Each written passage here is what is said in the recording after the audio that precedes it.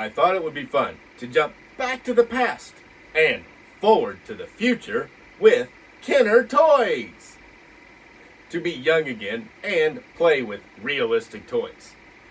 Use our imaginations for a change.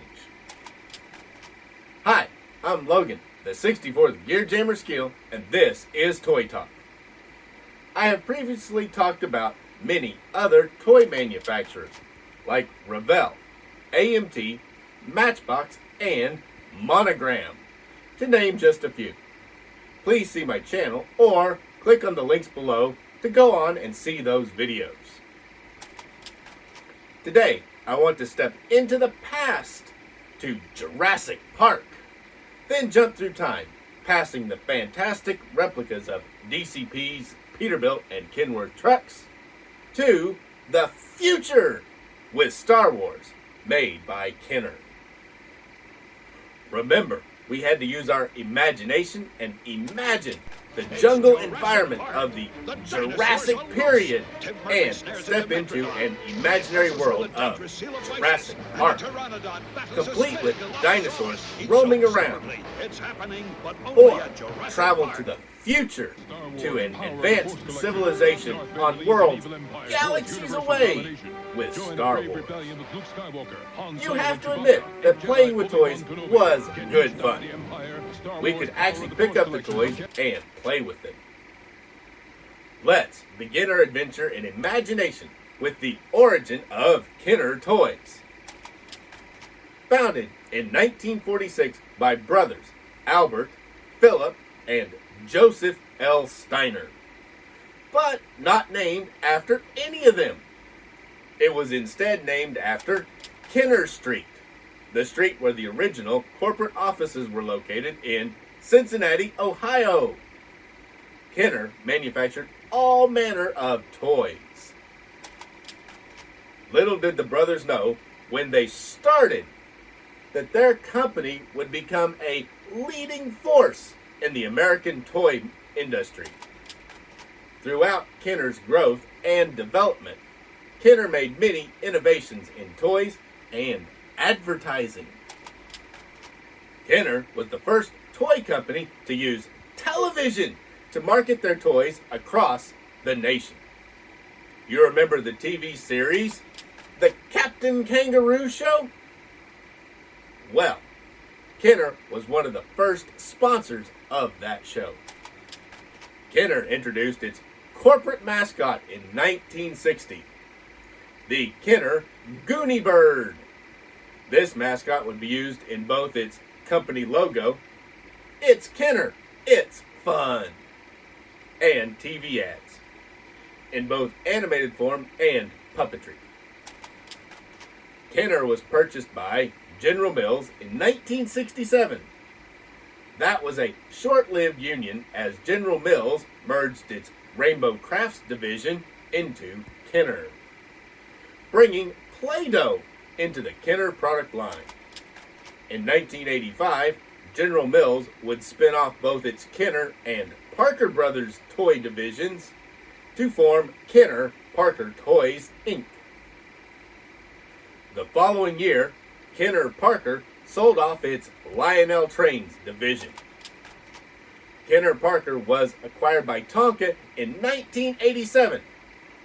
Under Tonka management, Kenner Products was reconstituted as a division instead of an independent operating unit. Tonka, including Kenner, was purchased by the toy company Hasbro in mid-1991. Hasbro closed the Cincinnati offices of Kenner in 2000, and Kenner's product lines were merged into Hasbro's. Sold, bought, merged, then sold again? What's up with that? Apparently, that is the fate of every developing toy manufacturer. That seems to also be the fate of every major corporation in existence. Enough of the history lesson. Let's look at some of Kenner's product lines. Throughout its history, the Kenner brand produced several highly recognizable toys, including action figures, like the original series of Star Wars, Jurassic Park, and Batman, as well as die-cast models. Sadly, the company was closed by its corporate parent, Hasbro, in 2000. But most of the Kenner product lines continue on under the Hasbro name today. Some of the most successful product lines were action figures for the original series of Star Wars, Jurassic Park, and Batman. One of Kenner's most profitable products for young ladies was the Easy-Bake Oven, introduced to the market in 1963. By the way, it was so popular that Hasbro has continued production of the Easy-Bake Oven some 58 years later. Play-Doh, another long-lasting product, came on the market in 1965 when General Mills purchased Cincinnati-based Rainbow Crafts, Inc. It was the manufacturer of Play-Doh. But it wasn't until 1970 when Rainbow Crafts was merged into the Kenner products line that Play-Doh became a part of the Kenner toy line. In 1975, Kenner introduced the $6 Million Man action figures, which led the industry and also became the industry's first successful television licensed products.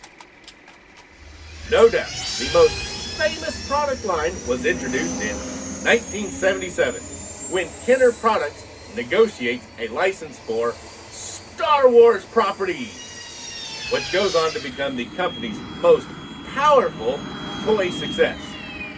Not to mention one of the most successful lines of toys in history.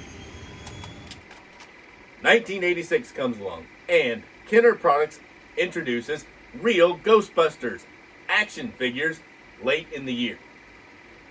These were the figures from the popular cartoon show based on the movie characters from the hit movie.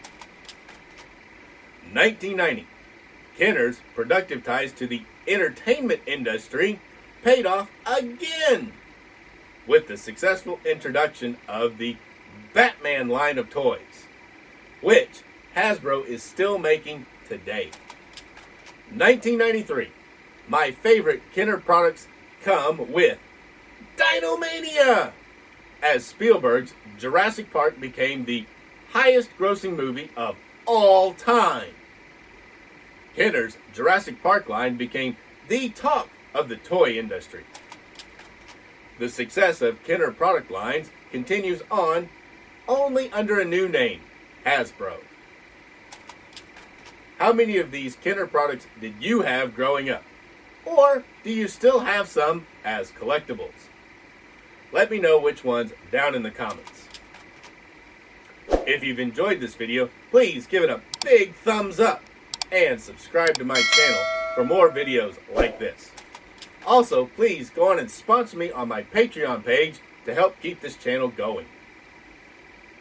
Thanks for watching. I'm Logan, the 64th Gear Jammer Skeele, and I'll be back soon with another episode of Toy Talk.